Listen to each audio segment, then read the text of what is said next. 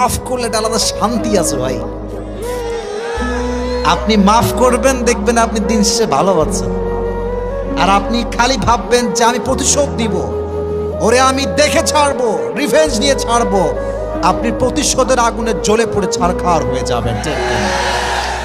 So you have to forgive everyone from your heart. মন থেকে মাফ করবেন, হৃদয়ের প্রশান্তি দান করবে। একজন আওয়াজ দিয়ে বলেন, তিনি কে?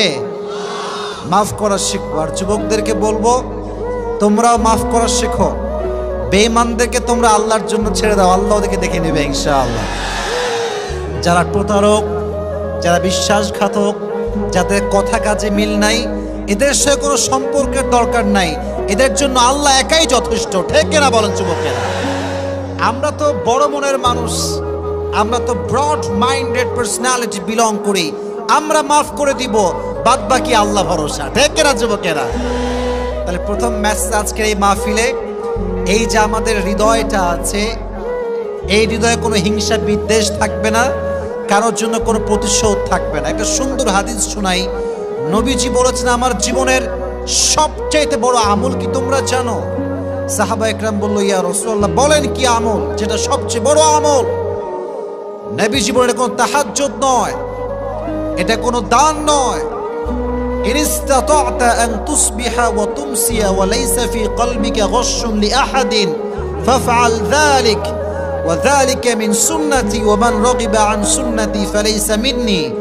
নবীজি বলেন, আমার জীবনের সবচেয়ে বড় সুন্নাত আমল হচ্ছে তুমি এক রাত কিংবা একটা দিন এমন ভাবে অতিবাহিত করবে যে তোমার হৃদয়ে কারোর জন্য কোনো হিংসা বিদ্বেষ থাকবে না। এটাই আমার সবচেয়ে বড় আমল। সুবহানাল্লাহ পড়েন আপনারা। একজন সাহাবী যে সবাইকে মাফ করে দিত, নবীজি তার ব্যাপারে দুনিয়াতে তিনবার জান্নাতের সুসংবাদ দান করেছে।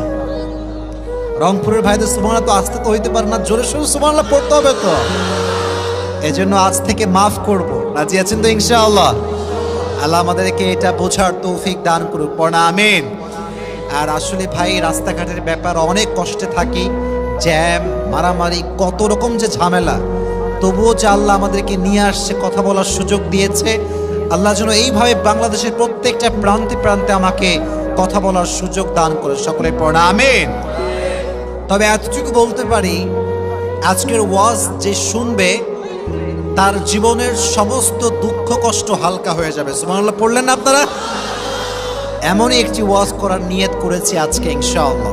তবে আমি এতটুকু বলতে চাই, আমার অডিয়েন্স যেহেতু 90% বেশি যুবক ভাইয়েরা এসেছে, তো আজকের মোস্ট অফ দ্য টাইম আমরা যুবকদেরকে নিয়ে বেশি কথা বলবো।